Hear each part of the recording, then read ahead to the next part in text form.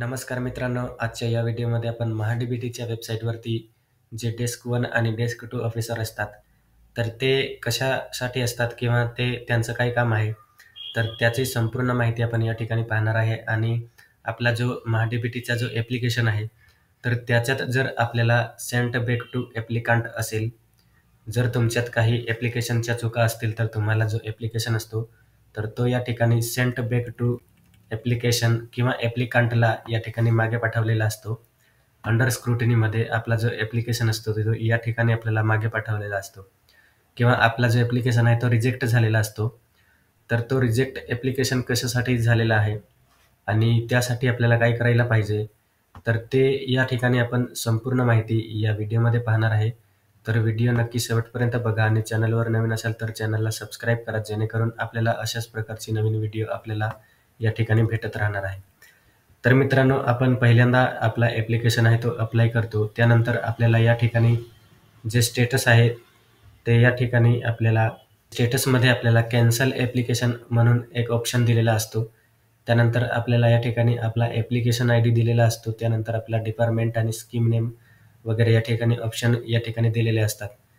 तर मित्रांनो, आपल्याला जर आपला application sent back to applicant म्हणजे आपल्याला काही प्रॉब्लेम असेल म्हणून आपला ॲप्लिकेशन रिजेक्ट झाला असेल, तर त्याचे जे रिझन असते ते कुठं आपण पाहू शकतो, तर ते आपण या ठिकाणी पाहणार आहे. तर सिम्पली आपल्याला एक ॲप्लिकेशन आयडी दिलेला असतो. या ॲप्लिकेशन आयडीवर क्लिक करायचं आहे. जसे आपण या ठिकाणी ॲप्लिकेशनवर क्लिक करू आयडीवर, तर आपल्याला अशा प्रकारचा या ठिकाणी इंटरफेस दिसणार आहे. तर मित्रांनो, आपण जो ॲप्लिकेशन अप्लाय केलेला असतो, तर आपल्याला काही स्क्रुटिनी आली असेल, तर या ठिकाणी आपल्याला स्क्रुटिनी रिमार्कमध्ये एक ऑप्शन दिलेला आहे, ओके, आणि रिजेक्टेड रिमार्कमध्ये NA आहे, नॉन अबोव्ह. तर मित्रांनो, या ॲप्लिकेशनमध्ये काहीही प्रॉब्लेम नव्हता, म्हणून या ठिकाणी जी स्क्रुटिनी आहे ती सुद्धा ओके आहे आणि रिजेक्टेड रिमार्क आहे ते सुद्धा या ठिकाणी NA आहे. आणि ॲक्शनमध्ये आपल्याला दिलेलं आहे फॉरवर्ड फॉर अप्रूव्हल.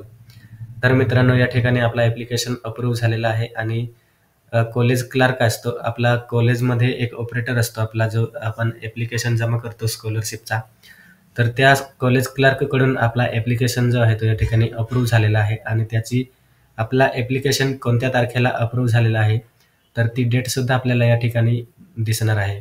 आणि त्यानंतर इन्स्टॉलमेंट लेवल जी आहे ती आपण या ठिकाणी पाहू शकणार आहे. फर्स्ट इन्स्टॉलमेंट आहे का सेकंड इन्स्टॉलमेंटसाठी जो ॲप्लिकेशन आहे तो अप्रूव्ह झाला आहे, तर ते आपण या ठिकाणी पाहू शकणार आहे.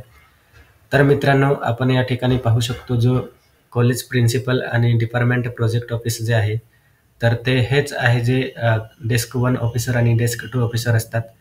तर आपल्या कॉलेजमधून जर आपली फर्स्ट म्हणजे ॲप्लिकेशन जे आहे ते अप्रूव्ह होते आणि ते अप्रूव्ह झाल्यानंतर आपल्याला एक मेसेज येतो ॲप्लिकेशन अप्रूव्ह म्हणून, तर तोच आपला फर्स्ट म्हणजे डेस्कटॉप असतो.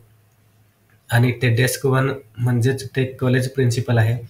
आपला ॲप्लिकेशन जसा आपल्या कॉलेजमधून अप्रूव्ह होतो, आपल्याला मेसेज येतो की डेस्क 1 ऑफिसर अप्रूव्हल असा.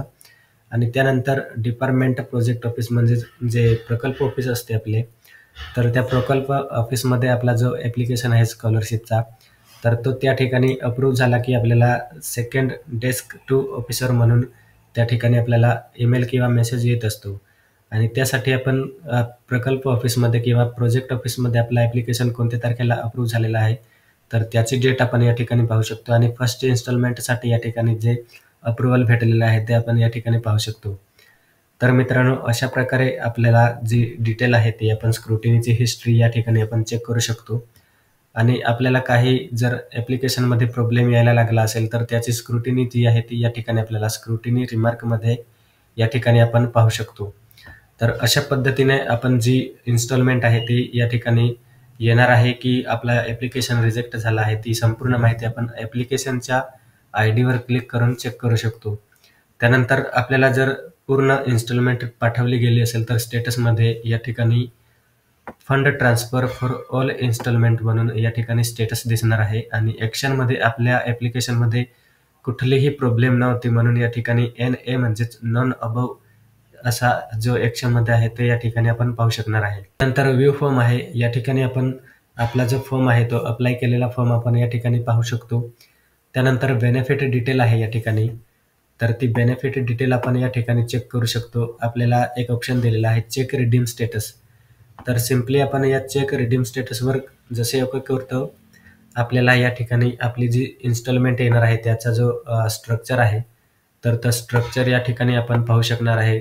कुठली फीज आणि किती फीज येणार आहे, तर ती आपण पूर्ण माहिती या ठिकाणी पाहू शकणार आहे आणि त्यानंतर फायनल अमाउंट आहे.